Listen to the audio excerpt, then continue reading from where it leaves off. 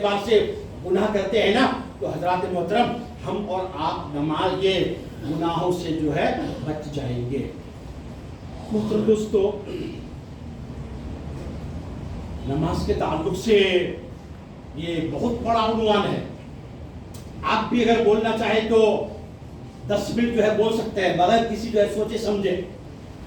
لیکن دوستو، یہ جو ہمارا اور آپ کا تعلق ہے، میں نے پچھلے 2 جمعہ کہا ہمارے بچے بچیاں ہیں، گھر کی خواتین ہیں، بڑی آسانی سے نماز کو ترک کر دیتے ہیں۔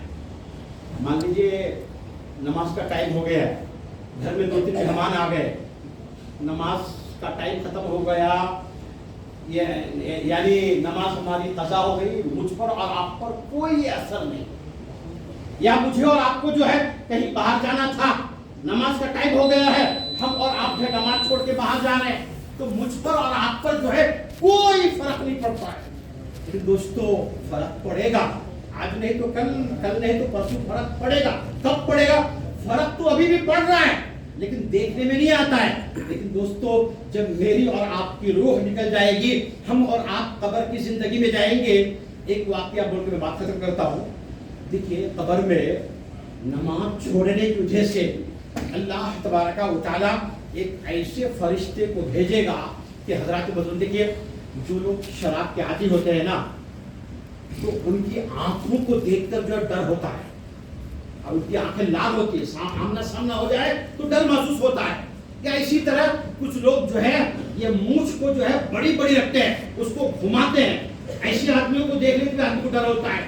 تو حضرات محترم، بتایا جاتا ہے کہ قبر میں اللہ تبارک و تعالیٰ ایک ایسے فرشتے کو بھیجے گا جس کو ہم دیکھ نہیں سکتے، اس کے جسم کو ہم دیکھ نہیں سکتے ہیں، ایسی حالت میں ہوگا۔ اور حضرات محترم، رحم نام کی کوئی چیز اس فرشتے میں نہیں ہوگی، رحم نام سے نہیں، صرف غضب۔ اور حضرات محترم، اس کے پاس لوہے کا ایک گرز ہوگا، یوں سمجھیے کہ ایک راڈ ہوگا، اور وہ فرشتہ بے نمازی آدمی کو اس زور سے مارے گا کہ بتایا جاتا ہے کہ وہ 70 گز زمین میں دھس جائے گا، پھر اٹھے گا، پھر وہ فرشتہ مارے گا۔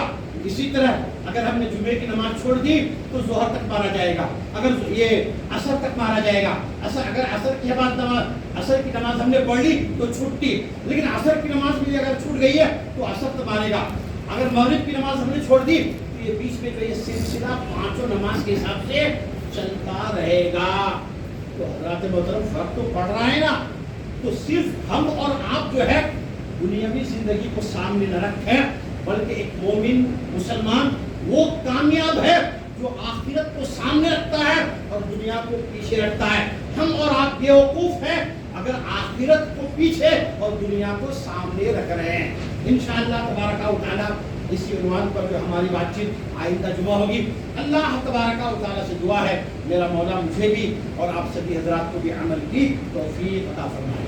محترم حضرات، ایک اعلان ہے، برادران اسلام کو اطلاع دی جاتی ہے کہ کیرلا مسلم کلچر سینٹر بنگلور کی جانب سے فروری 23، 2025 کو اجتماعی شادیوں کا اہتمام کیا جا رہا ہے۔ دلہا اور دلہن کے لیے ضروری گھریلو چیزوں کے ساتھ ساتھ عام برف کا خرچ بھی دیا جائے گا۔ لہذا مستحق اور خواہش مند افراد سے گزارش ہے کہ اپنے اپنے طور پر رشتہ طے کر کے کیرلا مسلم کلچر سینٹر بنگلور کے ذمہ داروں سے ملاقات کریں اور نکاح کا اندراج کرائیں۔